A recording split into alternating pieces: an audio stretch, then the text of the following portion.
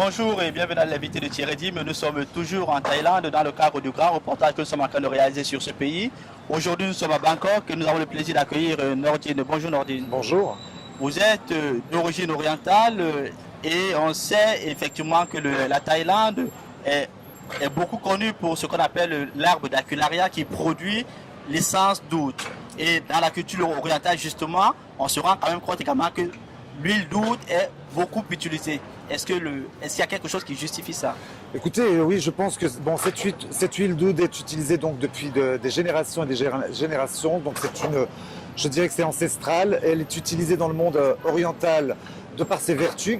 Donc les vertus qui sont donc thérapeutiques et cosmétiques. D'autant plus que comme nous sommes dans des régions très tropicales à tendance à forte chaleur, c'est une huile d'oud qui permet donc de faire des parfums, et ces parfums, à base de cette essence, ces parfums tiennent mieux et se marient mieux avec le climat local. Aujourd'hui également, on se rend quand même compte que l'essence d'oud est très prisée par les investisseurs. Est-ce que vous arrivez également à comprendre ce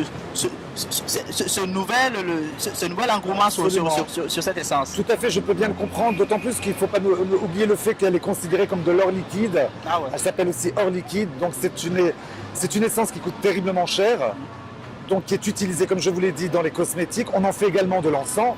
La preuve ici, on a cette odeur particulière de l'encens.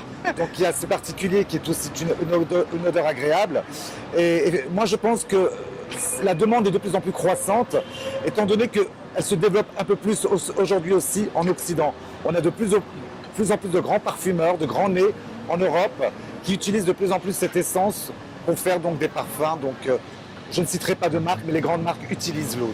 Est-ce que pour vous pensez par exemple, est-ce que ce sont les voyages qui ont permis à l'Occident de découvrir également le truc? C'est une raison, oui, absolument. Aujourd'hui, quand on se balade et quand on se promène de par le monde dans des grands hôtels, on a une clientèle assez huppée orientale, qui soit donc de différentes origines. On sent ces parfums, c'est très particulier. À Genève, en l'occurrence, on le sent dans des hôtels aussi. Dans les grands hôtels à Genève. Ouais, quand absolument. on le ressent. Tout à fait, on sent cette odeur qui est très particulière donc, de ce parfum. D'ailleurs, à Bangkok, on la sent partout. On la sent partout. On la sent partout, absolument. Et aujourd'hui, je présume que ça va être une grande demande, puisque, comme je vous l'ai dit, énormément de parfumeurs s'y mettent et la croissance va être de plus en plus importante. Alors, votre prochain parfum, ce sera avec l'essence d'oud ou pas? Forcément. J'en utilise déjà. Merci Nordine pour ces explications. Merci. Quant à vous, chers amis, nous allons vous retrouver très prochainement avec un nouvel invité, mais toujours à Bangkok ou alors en Thaïlande. Merci.